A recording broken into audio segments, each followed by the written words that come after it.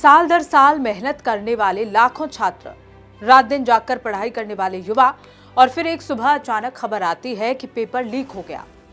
ये सिर्फ एक खबर नहीं होती, ये करोड़ों युवाओं के सपनों के टूटने की आवाज होती है।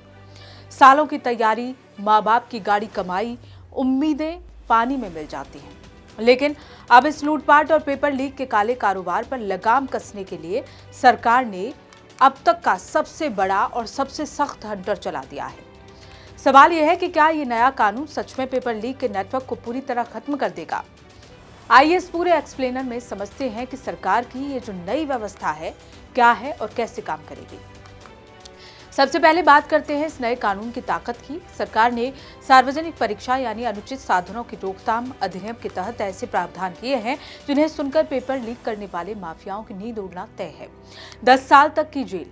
अगर कोई संगठित गिरोह, सिंडिकेट या सॉल्वर गैंग पेपर लीक या नकल कराने में पकड़ा गया तो न्यूनतम 7 साल और अधिकतम 10 साल की कड़ी कैद होगी। इसे गैर जमानती अपराध भी बनाया गया है।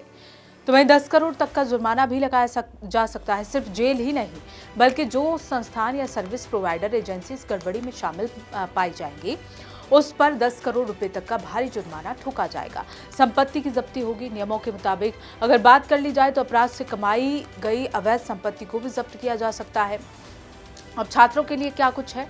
जो छात्र या व्यक्ति परीक्षा में अनुचित साधन का इस्तेमाल करते हुए पकड़े जाएंगे उन्हें भी 3 से 5 साल तक की सजा और भारी जुर्माने का सामना करना पड़ सकता है। पहले होता ये था कि पेपर लीक होने पर गाज सिर्फ छोटे कर्मचारी या कुछ छात्रों पर ही गिरती थी और असली मास्टरमाइंड पर्दे के पीछे से बच निकलते थे। लेकिन इस बार कानून ने घेरा बहुत चौड़ा और मजबूत किया है। 5 करोड़ का जुर्माना और डिबारमेंट, यानी कि अगर किसी परीक्षा केंद्र, प्राइवेट स्कूल या कॉलेज में गड़बड़ी पाई गई तो उस पर 5 करोड़ रुपए तक का जुर्माना लगेगा और उसे आने वाले कई सालों के लिए किसी भी परीक्षा के आयोजन से ब्लैक लिस्ट कर दिया जाएगा। लागत वसूली भी होगी। परीक्षा आयोजित कराने वाली जिस एजेंसी की लापरवाही या मिलीभगत सामने आएगी उससे परीक्षा के आयोजन का पूरा खर्च वसूल लिया जाएगा। अब टेक्निकल शील्ड इसमें क्या है?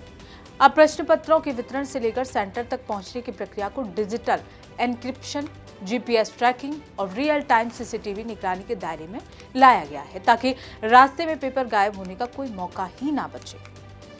लेकिन कानून तो पहले भी थे, समस्या थी न्याय मिलने में देरी।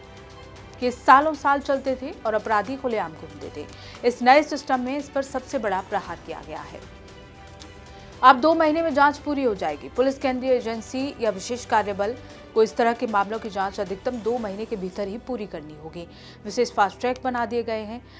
विशेष फास्ट ट्रैक अदालतें बना दी गई। राज्यों में इसके लिए विशेष अदालतें बनाई जा रही हैं। इनका लक्ष्य होगा कि चार्जशीट दाखिल होने के बाद मात्र 3 महीने के भीतर ही सुनवाई पूरी कर फैसला सुना दिया जाएगा। यानी अब तारीख पर तारीख वाला खेल बंद हो गया है।